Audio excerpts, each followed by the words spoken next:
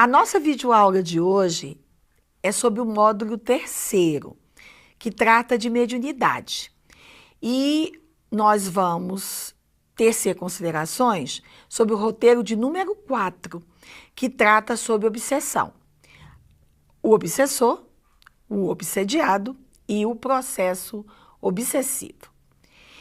Bem, a obsessão é considerada, hoje em dia, uma verdadeira pandemia, porque o intercâmbio com a espiritualidade é constante, é frequente e ocorre até com muito mais frequência no sono, quando nós dormimos, que nós nos desdobramos, o nosso espírito, se estiver sendo assediado, será muito mais fácil a mantença desse processo obsessivo. Mas, afinal de contas, o que é a obsessão? A obsessão, segundo Allan Kardec, do Livro dos Médiuns, no capítulo 23, nos é dito um conceito clássico, que é o domínio que alguns espíritos logram adquirir sobre certas pessoas. E é praticada sempre por espíritos inferiores. É evidente que um espírito bom não vai obsediar a uma determinada pessoa. E quem é o obsessor? O obsessor é aquele que é o importuno, é aquele que prejudica, é aquele que causa a obsessão. E o obsediado? Quem é? É o importunado. E muitas vezes as pessoas chegam e falam: ai, coitadinho, fulano está tão perturbado, tão obsediado, e lança cargas negativas, formas pensamentos inconvenientes, inadequadas, para o obsessor. Costumamos dizer, repetindo que os espíritos amigos nos relatam, que o obsessor e o obsediado, eles são aqueles que trocam de posição. Muitas vezes, o obsediado é o verdugo do passado e hoje ele é a vítima. E o obsessor, que é o verdugo, foi a vítima. Porque existem obsessões que se prolongam por séculos. Querem um exemplo? No livro, há uma trilogia da médium Ivone do Amaral Pereira, Psicografia de Charles, que há uma trilogia, O Drama da Bretanha, O Cavaleiro de Numieres e Nas Voragens do Pecado. Interessante que esses livros foram psicografados, primeiro o último, depois o segundo e depois o primeiro, na ordem da sequência cronológica. E é uma obsessão que se prolongou por 300 séculos. Aí todo mundo vai ficar assustado. Mas como? Será que eu vou ficar obsediado tanto tempo? Não. Se nós nos mantivermos trabalhando, se nós nos mantivermos firmes, se nós tivermos paciência, nós poderemos nos livrar do obsessor e de sermos obsediados. Agora, poder-se-ia perguntar: o obsessor é sempre mau? Não. Existem alguns obsessores que não querem fazer o mal, não, querem nos ajudar. Só que, como ainda trazem características de inferioridade, ao se acercar daquela pessoa, de um médium, porque muitos obsediados realmente são médiuns desequilibrados, ele vai fazer algo mal. Então, vai trazer, muitas vezes, taquicardia, cefaleias, que são as dores de cabeça, vai trazer insônia, irritabilidade e vários outros sintomas. Então, 2 tipos de obsessores. Aqueles que não são maus e aqueles outros que, sim, são vinculados ao mal. Aqueles que, muitas vezes, querem prejudicar uma determinada instituição, um determinado grupo de pessoas, que às vezes não consegue obsediar quem ele gostaria de perseguir. Então, ele vai, de uma maneira indireta, obsediar a alguém que poderia pensar, mas como? Vai prejudicar alguém que ele não tem ligação direta? Nessa vida. Em outra vida, poderão ter tido uma vinculação até mesmo afetiva. E os obsediados? Os obsediados, nós poderíamos classificá-los em alguns tipos. Os primeiros seriam os psicopatas amorais. São aqueles companheiros que têm débitos pesados, que vieram de regiões tenebrosas, regiões espirituais, muitas vezes de cavernas, que são perversos, são agressivos, são arrogantes, são petulantes, indiferentes, irritadiços e, às vezes, podem até trazer algum tipo de retardo mental. Há alguns livros que os companheiros que nos escutam poderiam ler, evidentemente, além do Livro dos Médiuns, que é um verdadeiro compêndio de mediunidade, são os livros de André Luiz. Depois a gente vai dizer alguns nomes, um deles é Libertação e Sexo e Destino, e a obra de Manuel Filomeno de Miranda, que é o espírito e o médium de Valdo Pereira Franco. Então, primeiro tipo, voltando aos tipos de obsediados, psicopatas. Segundo tipo, doentes mentais. Os doentes mentais são aqueles possuidores de diversos tipos de psicopatologias. Os esquizofrênicos, autistas e diversos tipos que nós encontramos nos consultórios de psiquiatria. São aqueles que são vinculados a entidades trevosas e que trazem débitos sociais, trazem delitos do passado que os fazem claudicar. Temos também os chamados psicopatas astênicos e abúlicos, tá certo? Esses daí, meus irmãos, são aqueles companheiros que trazem doenças diversas, que trazem aberrações sexuais. São aqueles que, no seu desequilíbrio, eles matam. Muitos que são muito irresponsáveis, não têm aparentemente uma consciência, são extremamente tristes. Honra para eles é inexistente, são fracos. E esses nossos irmãos são irmãos que precisam de muita paciência, que precisam de tratamento. E aí, quando um obsediado chega na casa espírita, costumamos fazer o tratamento, envolver a família e orientar que continue no tratamento psiquiátrico. Por quê?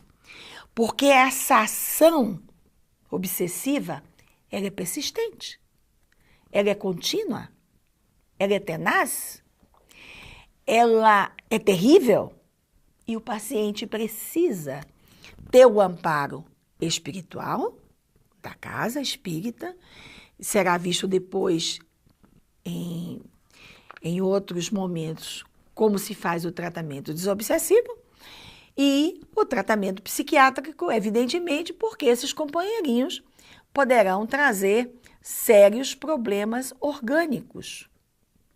Aliás, o espírito, enquanto encarnado de Dr. Bezerra de Menezes, Cavalcante, ele nos traz uma obra muito interessante, que é a Loucura sobre o Novo Prisma, mostrando esse aspecto em que uma obsessão pode aparentemente trazer, para quem não o conhece, o aspecto da loucura. E o processo obsessivo? Como é que ele ocorre? Nós já sabemos o que é um obsessor, o que é um obsediado. E como é que ele vai ocorrer? Ele vai ocorrer através da sintonia mental. É um processo lento, é um processo gradual. Em algumas situações, ele vai num crescente constante. Allan Kardec, do capítulo 23 do Livro dos Médiuns, na obsessão, que trata sobre a obsessão, ele classifica a obsessão em 3 tipos: obsessão simples, fascinação e subjugação, que alguns companheiros, de forma muitas vezes equivocada, costumam chamar de possessão. A obsessão simples é o início da obsessão. É aquela ideia insistente, uma monoideia, aquela tristeza, aquele distúrbio de humor, muitas vezes confundido, né, como um transtorno bipolar. Ora a pessoa está muito alegre, ora a pessoa está muito triste, ora ela está eufórica. Obsessão simples. O fascinado já é um grau mais acentuado da obsessão. É aquele que os outros companheiros, os familiares, estão vendo determinado comportamento e aquele companheiro não quer escutar ninguém. Se ele estiver trabalhando numa casa espírita, porque isso pode acontecer também, do médium ficar fascinado, ele diz que o seu guia espiritual, o seu mentor, está dando aquela comunicação e aquele espírito só se comunica por aquele médium. E quando é feita a avaliação da psicofonia, da fala do espírito, ou da psicografia, do que se escreve, nós vemos escritas estapafúrdias, até inconvenientes. E como é que vai ocorrer esse processo? A primeira coisa que o espírito faz é localizar a vítima. Depois, é aquela ação persistente do obsessor. Ele não desgruda do companheiro, do obsediado. Ele está ali de manhã, à tarde, à noite, durante o sono. E há um caso que agora nos vem à memória, do livro Libertação, em que uma senhora, ela é obsediada por uma determinada entidade através do sono. E esse espírito, ele fica colocando na cabeça da irmã que o seu marido está interessado por outras mulheres. Então, a ação persistente do obsessor. Depois, a instalação da onda mental na mente da pessoa, que busca envolvimentos fluídicos, para que aquela pessoa se desequilibra, para que aquela pessoa só pense naquela ideia que foi gerada. Então, é estabelecida a sintonia, mente a mente. É como se aquele obsessor tomasse parte do cérebro do obsediado. É claro que, como nós falamos, o processo é gradativo. Ele pode passar de uma vida para outra. Mas não nos esqueçamos que nada ocorre por acaso. E se aquele companheiro está sendo obsediado, é porque, como costuma se falar, ele tem culpa no cartório. Pode nem ser dessa outra vida, mas pode ser de outras vidas. Agora, existe uma questão que nós não poderíamos deixar de falar. É que em alguns processos obsessivos, muito mais intensos, os obsessores, eles possuem todo tipo de técnica. Ele vai utilizar os chamados ovoides. O que é um ovoide? O ovoide são entidades humanas desencarnadas que ficaram tão fixados numa ideia única que ficaram perdendo, entre aspas, a plasticidade, a forma anatômica do perispírito. André Luiz, através do médium Chico Xavier, no livro Libertação, ele nos fala do caso de Margarida, da filha de um juiz, que é obsediada com mais de 60 formas ovoides. E esses ovoides, eles têm mais ou menos o tamanho de um cérebro humano e apresentam movimentos tipos de ameba, com colorações diferentes. E que esses ovoides, eles foram colocados ao longo da coluna vertebral da irmã e em algumas outras partes do cérebro para que fossem sugando a energia vital, a capacidade do raciocínio, da locomoção, da inteligência dessa companheira. E aí se perguntaria, quais são as condições que favorecem a ovoidização? Primeiro, consciência culpada, sentimentos de vingança, ódio, ideias fixas. É claro que a providência divina a tudo assiste. Mas nós, quando cometemos os nossos erros, nós imprimimos no nosso cérebro perispirítico a marca. Então, se nós cometemos a ação, nós vamos receber uma reação. Porque Deus não vai castigar, Deus não vai recompensar a ninguém. Somos nós, espíritos encarnados ou desencarnados, porque esse processo de ir e vir é contínuo, é constante, que imprimimos a nossa culpa.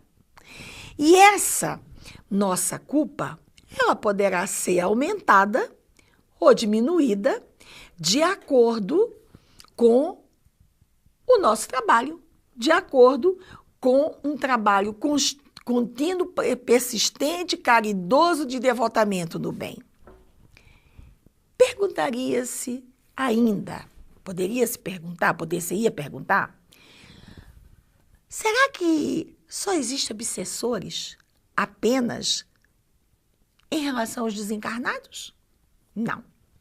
Também existe entre os encarnados. Embora a obsessão pelos desencarnados seja mais conhecida, também existe, viu? Do encarnado para o encarnado, do desencarnado para o desencarnado, do encarnado para o desencarnado e do desencarnado para o encarnado, que é a mais conhecida.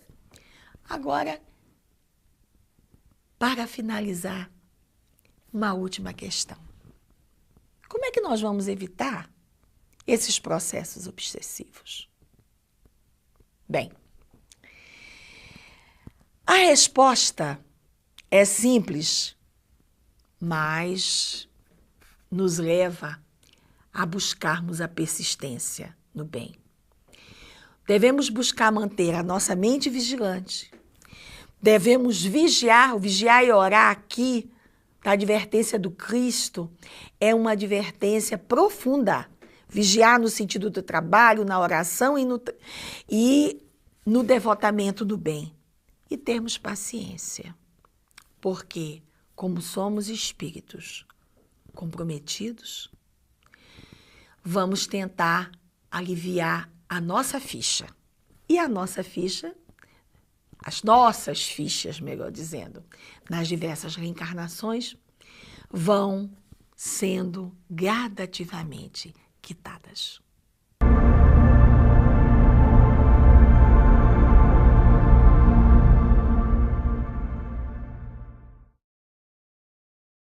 Tão perturbado, tão obsediado, e lança cargas negativas, formas pensamentos inconvenientes, inadequadas, para o obsessor. Costumamos dizer, repetindo que os espíritos amigos nos relatam, que o obsessor e o obsediado, eles são aqueles que trocam de posição. Muitas vezes, o obsediado é o verdugo do passado e hoje ele é a vítima. E o obsessor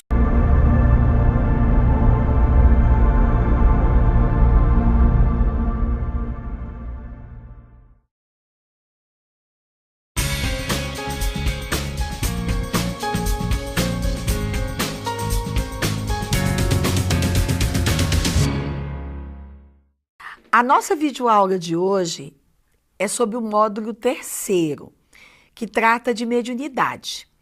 E nós vamos tecer considerações sobre o roteiro de número 4, que trata sobre obsessão. O obsessor, o obsediado e o processo obsessivo.